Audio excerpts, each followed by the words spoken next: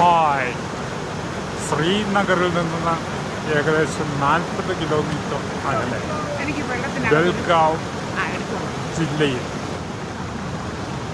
ദൂത് പത്രി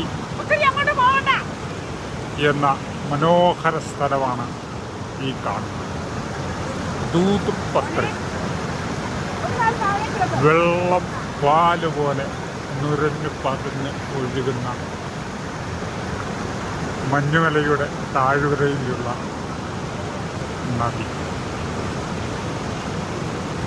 ഉണ്ടക്കല്ലുകൾ മനോഹര ദൃശ്യം തീർക്കുന്ന നദിയുടെ തീരം. ദൂത് പത്രി വെള്ളം പാലുപോലെ ഒഴുകും.